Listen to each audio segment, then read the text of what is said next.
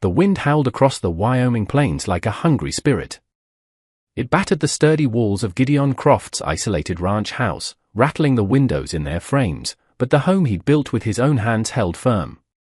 Inside, a fire in the stone hearth cast a warm, dancing light, throwing long shadows across his weathered face. Gideon sat near the flames, a sharp knife in his hand, meticulously carving another wooden horse. Always horses. They were the only creatures that seemed to grasp the silence he lived in. At 39, Gideon carried the weight of a much older man. His dark hair was long and streaked with premature gray, his beard thick and untrimmed. His eyes, the color of a stormy sky, held the ghosts of years defined by loss. 15 winters had come and gone since Abigail, his wife, and their stillborn son were lost to a fever that swept through their homestead. In the years that followed, Gideon buried more than just their bodies, he buried the hopeful man he once was. The ranch house was modest, a single large room with a loft for sleeping. He had felled the timber and raised the walls himself, a monument to his solitude. A ladder provided access to the loft, where he slept on a simple mattress under a pile of thick wool blankets. Below, the space was filled with practicalities, a heavy wooden table, 2 chairs, shelves laden with cured meats, dried herbs, and jars of preserved vegetables. A pair of rifles rested on pegs above the door, always within reach. Outside in the lean-to stable, his powerful stallion, Fury, stamped and shifted, the only living being Gideon allowed himself to trust. The storm outside had escalated into a full-blown blizzard, a blinding curtain of white that erased the world. Gideon was no stranger to these tempests. White Death, the old-timers called them. They were blizzards that could swallow a wagon train whole, burying travelers so deep they wouldn't be found until the spring thaw. He tossed another log onto the fire, the crackle and pop a comforting counterpoint to the wind's tormented scream. For Gideon, storms were a simple matter of endurance. He had provisions, firewood, and fury. He had no one else to worry about, and that was precisely how he'd built his life. Alone. Insulated. Safe. But then, a sound pierced the storm's roar. At first, he dismissed it as a trick of the wind, a phantom cry in the gale. He froze, his head cocked, every nerve ending tingling. There it was again, faint and fragile, but unmistakably human. Gideon's jaw tightened. Every instinct screamed at him to ignore it, to stay by his fire and let the blizzard claim whatever poor soul was caught in its teeth. He'd learned the hard way that caring was a path to ruin. And yet, before he could argue himself out of it, he was pulling on his heavy boots. He wrapped his sheepskin coat around his shoulders and stepped out into the maelstrom. Snow lashed at his face, a stinging, blinding assault. Fury whinnied from the stable, a low, anxious sound, as if to warn him against his own compassion. Gideon paid it no mind. He pushed forward, his rifle strapped to his back, heading toward the faint outline of the old stage road. The trail was nearly invisible, but Gideon knew this land like the back of his own hand. He pushed through waist-deep drifts, each step a monumental effort. Then he saw it. A stagecoach, tilted on its side like a child's discarded toy, already half-swallowed by a snowdrift. One of its wheels spun lazily, a final, futile gesture. The horses were still in their harnesses, frozen sculptures of their last panic moments. The driver was slumped over the seat, his neck bent at an unnatural angle. Mail and packages lay scattered, their bright colors a stark contrast to the unforgiving white. Gideon's stomach clenched. Death was an old acquaintance, but this scene felt wrong. It felt as if the coach had been fleeing something even before the storm had caught it. He heard it again, a sound so soft he almost missed it. A whimper. Dropping to his knees, Gideon began to claw at the snow with his bare hands, the cold burning his skin. Finally, his fingers brushed against fabric. Dark silk, embroidered and fine, not the sturdy wool of frontier women. He dug with renewed urgency, his breath clouding in the frigid air. A gloved hand appeared, slender and pale. Then, he cleared the snow from her face. A young woman was curled in the drift, her black hair a tangled mess, her silk tunic torn and soaked. Her skin was the color of porcelain, her lips a faint, chilling blue. Clothes made for a different world, useless against the brutal Wyoming winter. He pressed 2 fingers to the side of her neck, expecting the cold stillness of death. But then he felt it. A thread of a pulse, faint but there. She was alive. Gideon stared down at her, a war raging inside him. He could leave her. He should leave her. This woman was a complication he could not afford. Complications led to attachment, and attachment led to loss. He had sworn to himself, never again. But his arms were already moving, lifting her from her snowy grave. She was impossibly light, as fragile as a sparrow, her head lolling against his shoulder.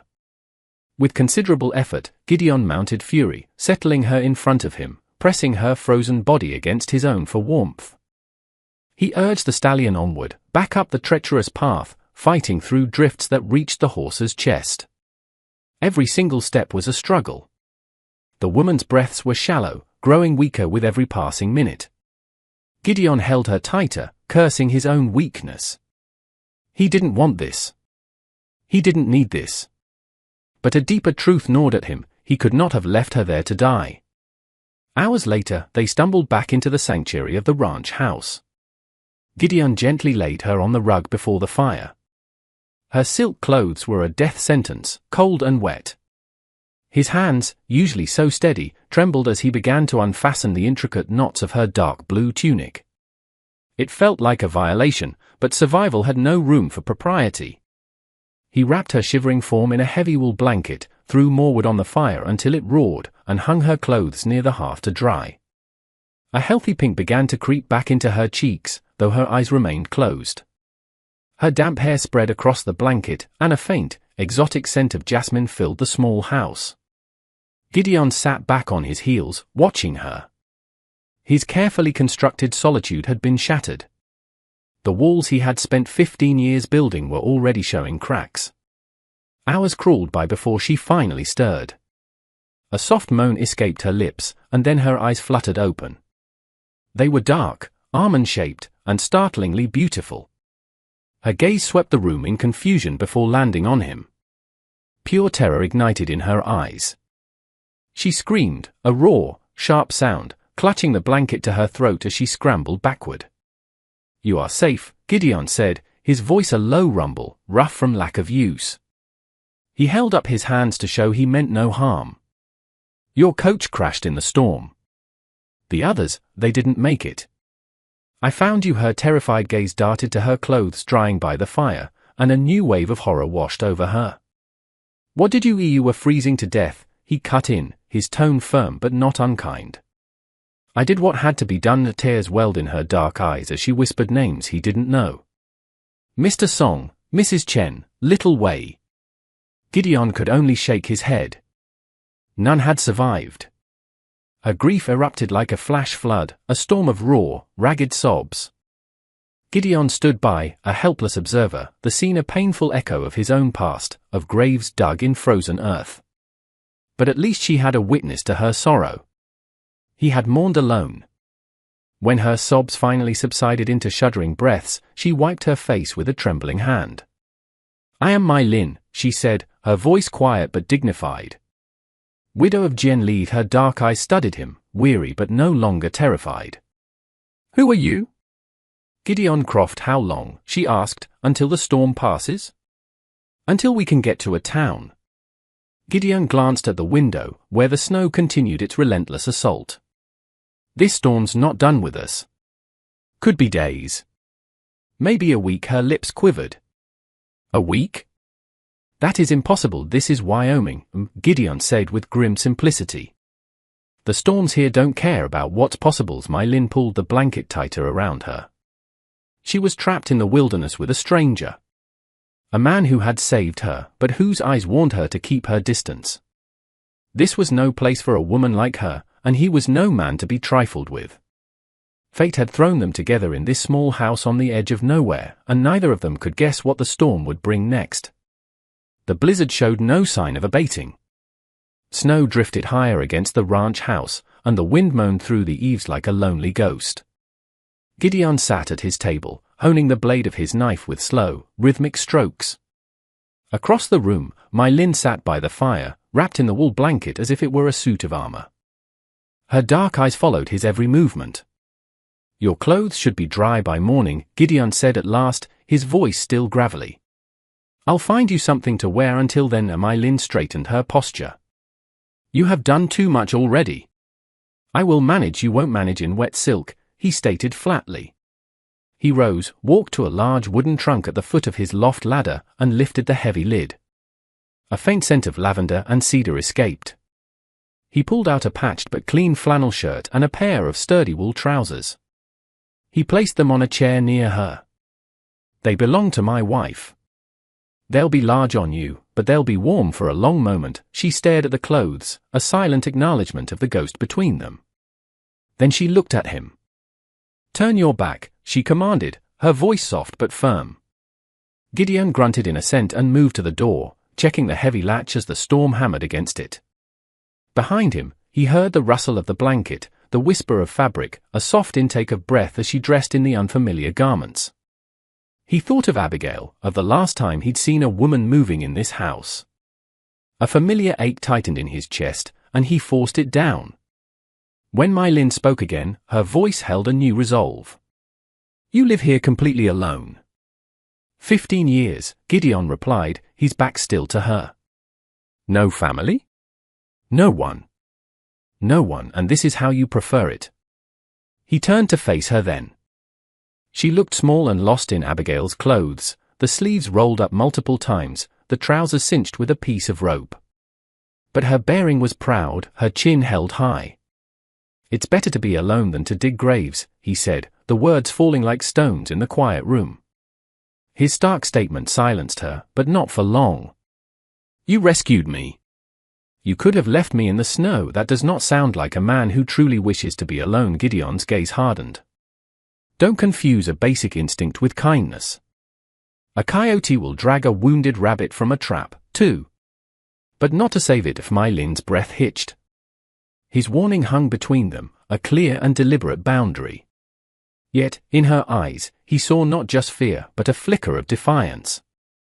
Later, as he stirred a pot of rabbit stew over the fire, My Lin approached the mantel, her attention caught by the line of carved horses. She reached out a delicate hand, her fingertips tracing the flowing lines of a stallion rearing up. "You made these?" Gideon didn't look up from the pot.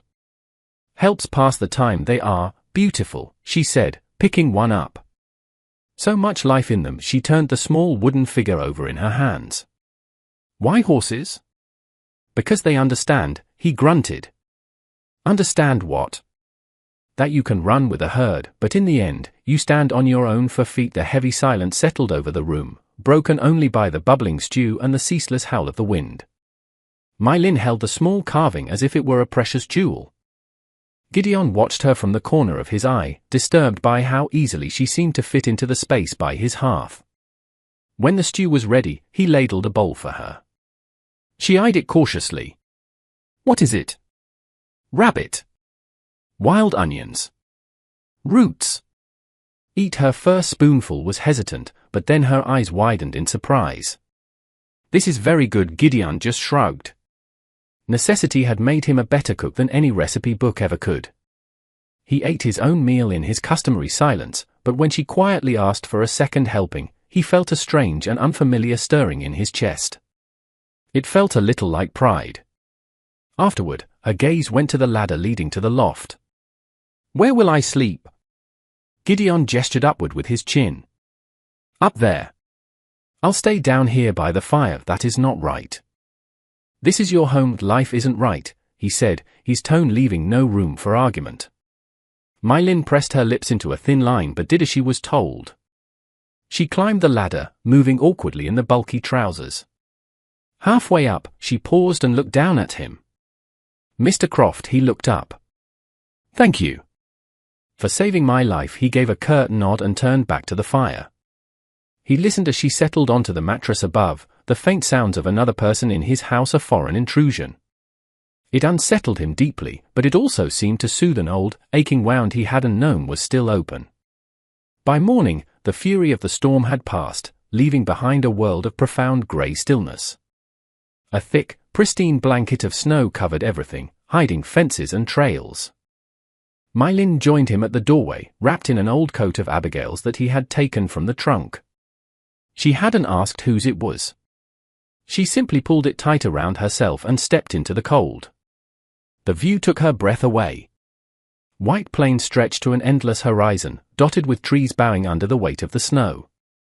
The silence was absolute. "It is as if the world has ended," she whispered in awe. "This is Wyoming," Gideon said. "The world just keeps on going, storm or no storm." She turned to him, her cheeks flushed a lovely pink from the cold. "Why would a man choose this? To live where no one else can?" Gideon's gaze met hers, his expression unreadable. "Same reason a woman might travel from China to San Francisco, I'd wager. Some things you run from, you don't ever go back for a moment." Neither spoke, the truth of his words hanging between them. Then My Lin's voice softened. "What did you run from, Mr. Croft?" His jaw clenched, and he turned his face back toward the house. "Someone I couldn't save." The words were heavy with unspoken grief. As they went back inside, My Lin understood more than he had intended to reveal, and Gideon knew, with a sinking feeling, that the blizzard outside was no longer the only storm he had to survive. 3 more days passed. The snow held them captive, piling ever higher against the walls of the ranch house. With each passing hour, the unspoken tension between Gideon and My Lin grew. She was no longer a guest but a part of the cabin's rhythm. She helped prepare meals, her movements quiet and efficient. She learned to split kindling, and even tried her hand at carving, her small, graceful hand struggling with the rough wood. She was not the same terrified woman he had pulled from the snow. There was a core of steel in her, a resilience that he felt every time her dark eyes met his across the fire. One evening, as she was concentrating on a piece of wood, the knife slipped, slicing a clean cut across her thumb. A perfect bead of blood welled up against her pale skin. Gideon was by her side in a single stride, taking her hand in his.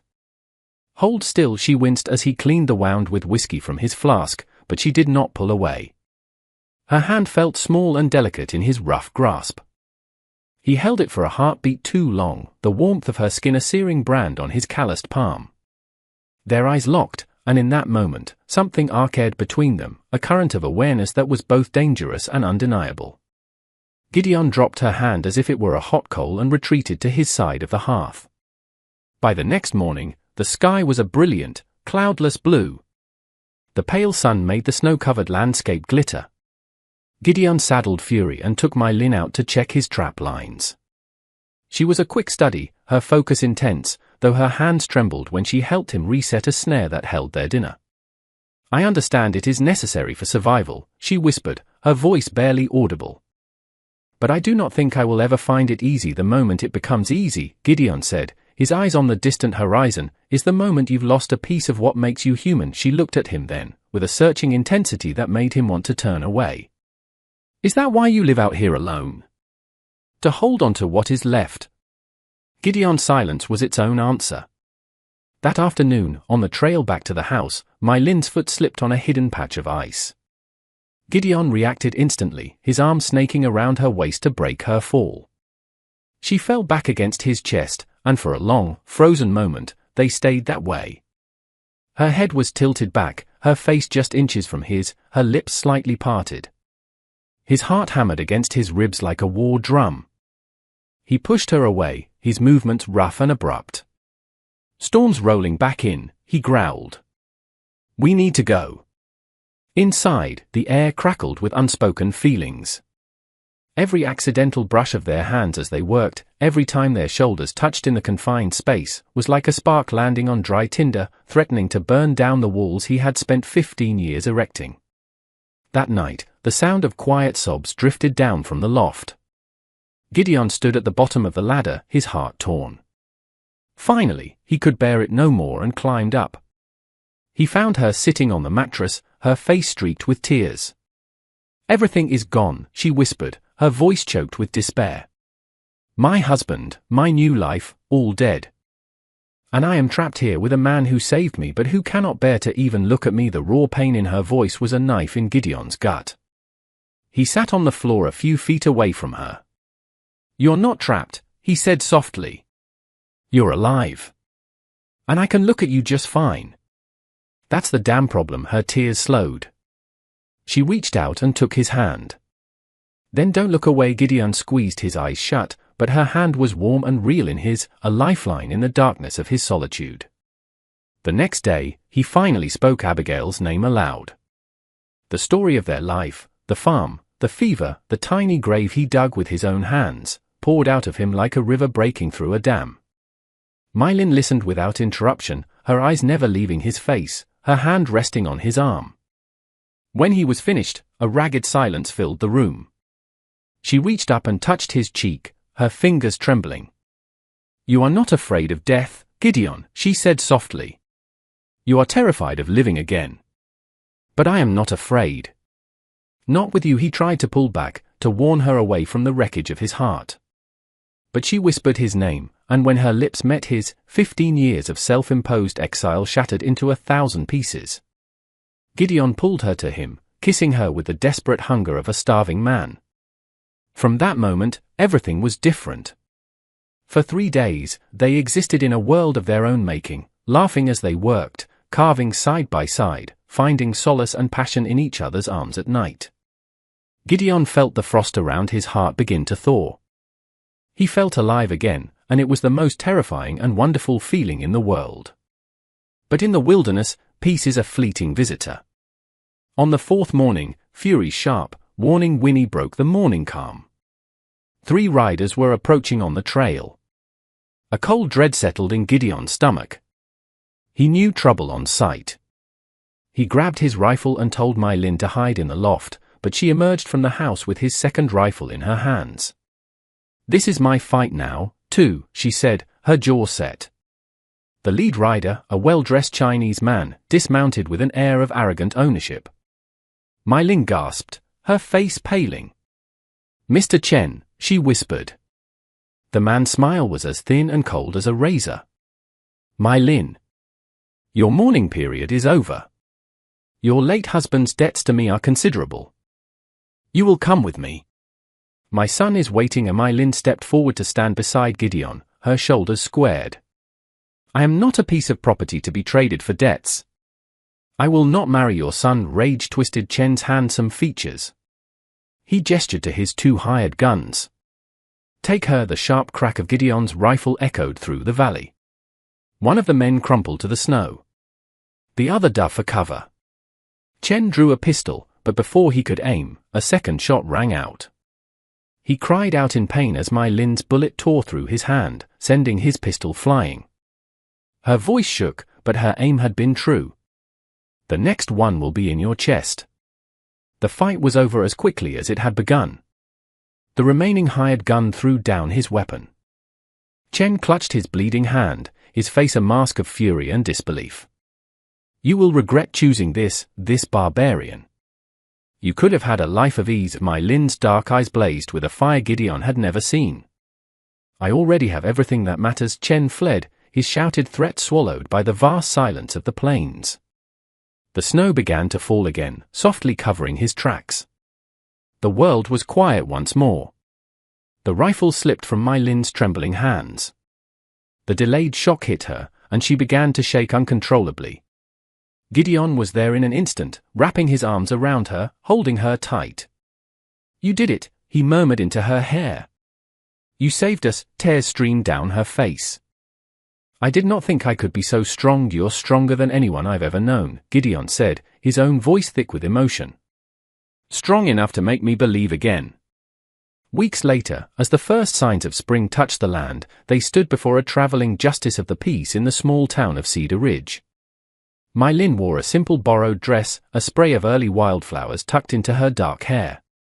Gideon, clean-shaven for the first time in years, spoke vows he never thought he would say again. When he said the words, "I do," they carried the weight of every solitary year, every broken hope, finally made whole. Back at the ranch, their small house became a home. The wooden horses still stood on the mantel, but they no longer spoke of loneliness. They spoke of a herd of 2, of survival, of finding a home in the most unexpected of places. And that night, when Mylin laid her head on Gideon's chest and whispered, I choose you, every day, no matter what comes. Gideon knew the simple truth. He had once warned her he couldn't control himself around her. Now, that wasn't a warning. It was a promise. They had both been lost, wandering their own broken paths. But in the heart of the storm, against the cruelty of men and the ghosts of their pasts, they had found their way home to each other.